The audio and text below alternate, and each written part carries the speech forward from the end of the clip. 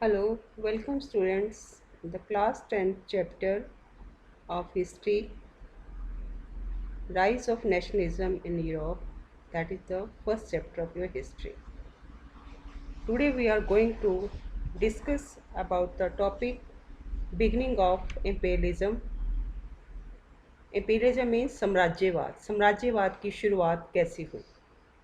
By the last quarter of the 19th century, nationalism no longer retained its idealistic liberal democratic sentiment of the first half of the century. It means 19वीं सदी के अंतिम चौथाई भाग तक राष्ट्रवाद वह आदर्शवादी उदारवादी और जनतांत्रिक स्वभाव यही रहा जो सदी के प्रथम भाग में था, which was the first half of the century that retained also by the last quarter of the 19th century. It became a narrow creed with limited ends. ये राष्ट्रवाद सीमित लक्ष्यों वाला संकीर्ण सिद्धांत बन गया. It became a narrow creed with limited ends. During this period, nationalist groups became increasingly intolerant of each other and ever ready to go to war. जो राष्ट्रवादी समूह थे वो एक दूसरे के प्रति अनुदार होते चले गए. Nationalist groups became increasingly intolerant of each other and ever ready to go to war. अर्थात वो युद्ध लड़ने के लिए हमेशा तैयार रहते थे. Next one is the major European powers manipulated the nationalist aspirations of the subject peoples in Europe to further their own imperialist aims. जो प्रमुख यूरोपीय शक्तियाँ थीं उन्होंने अपने साम्राज्यवादी उद्देश्यों की प्राप्ति के लिए अधीन लोगों की राष्ट्रवादी आकांक्षाओं का इस्तेमाल करना शुरू कर दिया. Now see how the tensions came in the Balkan. Balkan was a region of geographical and ethnic variations comprising of modern day of Romania, Bulgaria, Albania, etc. जो बाल्कन क्षेत्र था that was a region of geographical and ethnical variation comprising of modern day of Romania, Bulgaria, Albania. Balkan क्षेत्र में भौगोलिक और जातीय विभिन्नता थी.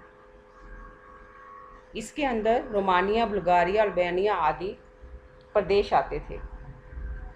A large Balkan was under the control of Ottoman Empire. Balkan का बहुत बड़ा क्षेत्र जो है ऑटोमन साम्राज्य के अधीन था.